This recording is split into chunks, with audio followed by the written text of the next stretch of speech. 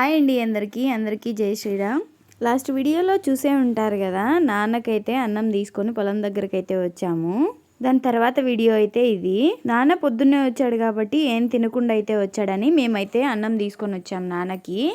మిగతా వాళ్ళంతా గణాలు అయితే చెక్కుతున్నారనమాట. గణాలు చెక్కడము అంటే కనుక ఎవరి అద్దు వాళ్ళకు ఉంటుంది కదండి. ఆ అద్దు దగ్గర మొత్తం అంతా గడ్డి ఉంటుంది కదా, ఆ గడ్డి లేకుండా మొత్తం సైడ్లు ఉండేదంతా గడ్డి తీసేసి దానిపైన బురద వేసేస్తారు చేతులతో. నాన్న కూడా అదే చేస్తున్నాడు, నేను చూపిస్తాను చూడండి మీకు వీడియోలో. అయితే ఒకసారి ట్రాక్టర్తో అయితే మిల్లర్ మొత్తం అంతా తొక్కిచ్చారనమాట. ఇంకా మళ్ళీ మనము నాటుకునేటప్పుడు సెకండ్ టైం అనేది మిల్లర్తో మొత్తం అంతా ఇంకొకసారి అయితే తొక్కిస్తారు. ఆల్రెడీ ఇది మునిగిపోయింది కాబట్టి కయ్యలన్నీ మొత్తం మునిగిపోయాయండి. ఈ కయ్యలు మొత్తం నీళ్లు తగ్గిన తర్వాతనే నార అనేది కొంచెం లేటుగా అయితే పోస్తున్నారు.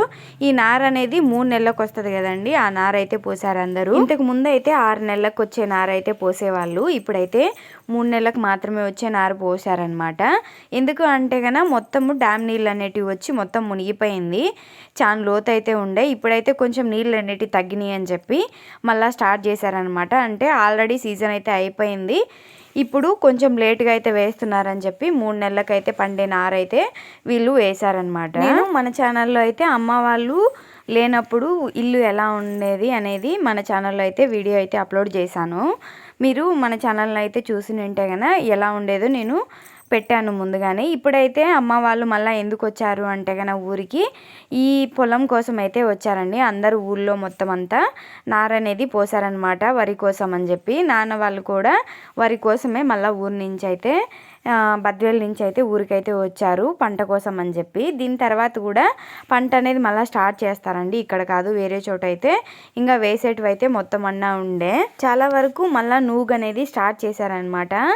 ఇప్పుడైతే వరి నాటు అయిపోయిన తర్వాత కోతలు అన్నీ అయిపోయిన తర్వాత నూగు స్టార్ట్ చేస్తారని నేను అనుకుంటున్నాను. చాలా వరకు అయితే చాలామంది ఆల్రెడీ స్టార్ట్ చేసేసారు నూగు అనేది వేరే చోట్ల. ఇక్కడైతే ప్రస్తుతం వరి మాత్రమే వేస్తున్నారు. గినాలు చూసారు కదా, మొత్తం ఇంత గడ్డిలాగా అయిపోయాయి.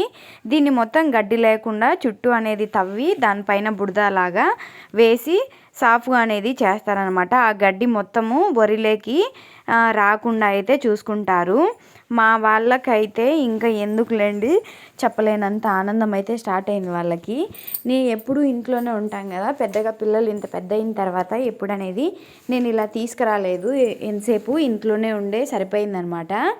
అందుకోసం అని చెప్పి వాళ్ళు ఇప్పుడు బురదలో ఎంత ఆనందంగా ఆడుకుంటున్నారంటే నేనైతే అసలు పట్టించుకోలేదండి.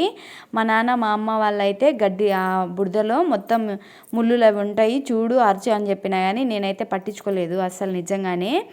చూసారు కదా, ఇలా ఉంటుంది మొత్తం అంతా. దీన్ని మొత్తం తవ్వేసి సైడ్లు ఇలా బురద అనేది వేసి ఇటుపక్క అటుపక్క వాళ్ళు మొత్తం దాన్ని కవర్ చేసేస్తారు, గడ్డి అనేది రాకుండా.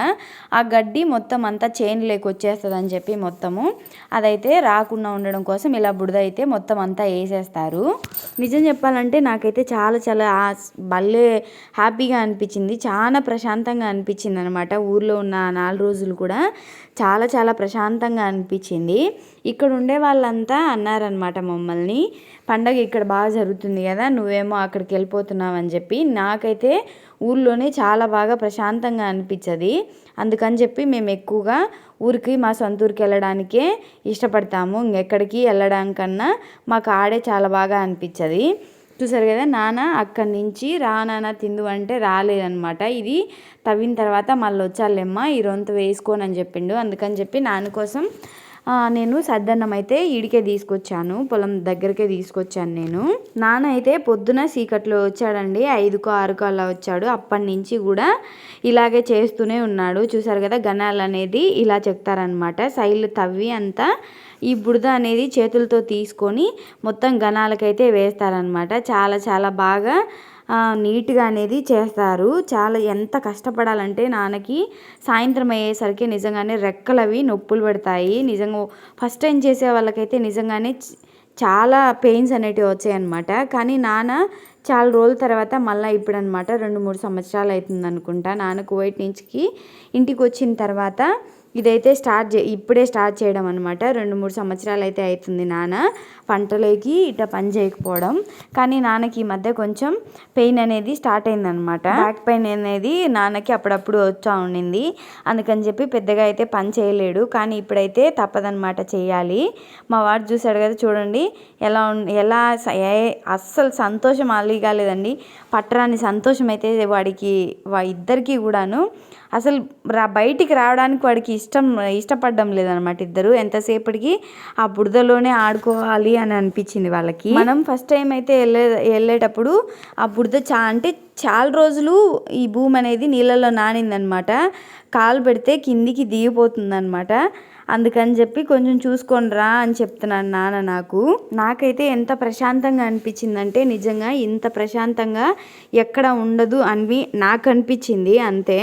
ఈ పొలాలు మొత్తం అంతా మిల్లర్ కొట్టిచ్చేస్తారండి, చూసారు కదా. ఇలా గడ్డి లేకుండా మొత్తం అంతా మిల్లర్ కొట్టిచ్చేస్తారు ఈ పొలాలు కూడా. అలా మిల్లర్ కొట్టిన తర్వాతనే ఇలా గిన్నెలు అనేది తీసుకోవాలంట. నాన్నకేమో అన్నం ఇచ్చేసి మేము ఇంకా వేరే చోట బావి అయితే ఉంది, ఆడ నాన్న నీళ్ళు తీసుకురమ్మని అయితే పంపించాడు మాకు.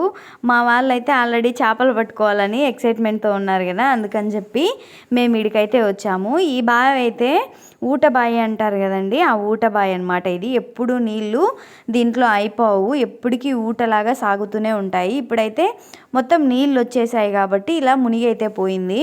ఇది చాలా పెద్ద బావి అండి. నీళ్ళు కూడా ఫిల్టర్ నీళ్ళు కాడికి చాలా టేస్ట్గా అయితే ఉంటాయన్నమాట. మనం కొనుక్కుంటే ఎలా ఉంటాయి కదా నీళ్ళు, అంతకాడికి ఇంకా టేస్ట్ అయితే ఉంటాయి. చాలా తీయగా బాగా అనిపించాయి అన్నమాట నీళ్ళు. ఎప్పుడు నీళ్ళు ఊరుతూనే ఉంటాయండి ఈ బావిలో. నీళ్ళు అయితే అయిపోయడం అయితే జరగదన్నమాట. ఎప్పటికీ నీళ్ళు ఊరుతూనే ఉంటాయి అన్నమాట. ఎంత పెద్ద ఎండలు ఉన్నా సరే ఈ బావిలోకి నీళ్ళు అనేది ఎండిపోవు అనమాట. మిగతా చాలా బావిలు ఉన్నాయి కానీ వాటిలో ఎక్కువ ఎండలు వస్తాయి కదా, అలాంటప్పుడు మాత్రం ఈ బావిలో నీళ్ళు ఈ బావిలో కాకుండా మిగతా బావిలలో ఎండిపోతాయి అన్నమాట.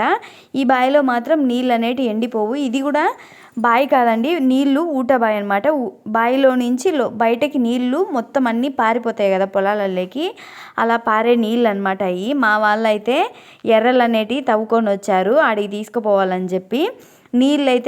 నీళ్ళు నాన్నకి తీసుకెళ్ళాలి, ఈ నీళ్లు పారబోసి ఆ నీళ్ళు పట్టుకురమ్మని చెప్పాడు మాకు. ఇంకా అలాగని చెప్పి మా వాళ్ళు కూడా చేపలు పట్టుకుంటామని చెప్పి వెళ్తున్నాం అనమాట. నేను మా వాళ్ళకి ఆల్రెడీ చెప్పాను ఊటబాయి కదా, దాంట్లో అయితే చేపలు ఉండవు అని చెప్పి. కానీ వాళ్ళ ప్రయత్నం వాళ్ళు అయితే చేస్తున్నారనమాట, ఉంటాయి అని చెప్పి. మొత్తం అడవిలో ఉంటుంది కాబట్టి చాలా చాలా ప్రశాంతంగా హాయిగా ఉంటుందన్నమాట.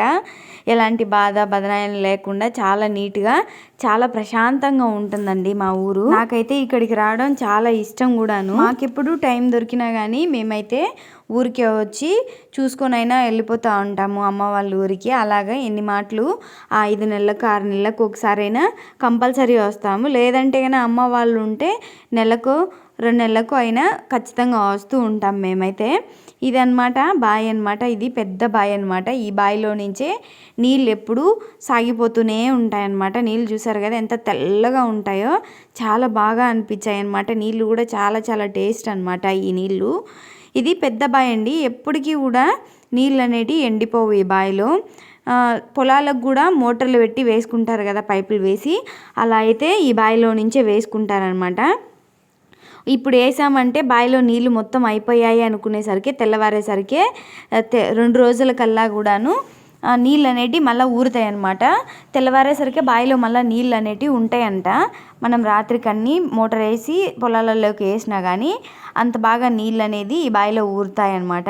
మా ఊర్లో పెద్దగా ఎవరు ఉండరండి, ఒక 20 కుటుంబాలు మాత్రమే ఉంటాయి. వాళ్ళు కూడా బర్రెలు అవి ఉంటాయి కదా, అవి పట్టుకొని అయితే అలాగే ఉంటున్నారు. నిజం చెప్పాలంటే మనం టౌన్లలో కాడికి పల్లెటూర్లలోనే చాలా ప్రశాంతంగా హ్యాపీగా ఉంటుందని నా ఉద్దేశం అన్నమాట. పుట్టి పెరిగిందంతా ఆ ఊర్లోనే కాబట్టి నాకెందుకో మా ఊరంటే చాలా ఇష్టం కూడాను. చూసారు కదా, ఇదనమాట నాన్న వాళ్ళు నారు పోసింది ఎవరు గుడ్డమ్మ వాళ్ళకనమాట, అంటే భాగాలన్నమాట. అలా వేసుకొని చుట్టూ అనేది సోలార్ పెట్టుకుంటున్నారు. ఇప్పుడైతే సోలార్ లేదనమాట, సోలార్ బిగియడం కోసం అని చెప్పి మేము ఇంటికి వెళ్ళేటప్పుడు చుట్టూ కోకలు అవి కట్టింటారు కదా, ఆ కోకలు అనేటివి నాన్న వాళ్ళు తీసేయమని చెప్పారు. సోలార్కి కరెంట్ అనేది బిగిస్తామని చెప్పారు. అందుకని చెప్పి మేమైతే చుట్టూ ఆ కోకలు అయితే తీసేసాము. నాన్న వాళ్ళు పోసిందైతే ఈ మధ్యలో ఉంది కదండి, ఆ లాస్ట్ చివరి నుంచి మూడోదనమాట. ఈ గ్యాప్ వచ్చింది కదా, ఆ గ్యాప్ ఉండేది మొత్తం నాన్న వాళ్ళదే అనమాట. ఆ నారు పోసింది. ఇలా ఒక 10-15 మంది ఒక్కసారి అయితే ఇలా వేసుకొని అయితే నారు అనేది పోసుకుంటారు. ఎందుకంటే ఒక్కొక్కరికి ఒక్కొక్కసారి లేకుండా ఇలా మొత్తం నారు ఒకే చోట పోసుకొని దాన్ని అయితే కవర్ చేసుకుంటారనమాట. ఒక్కొక్కరు ఒక్కొక్కసారి ఉంటారు.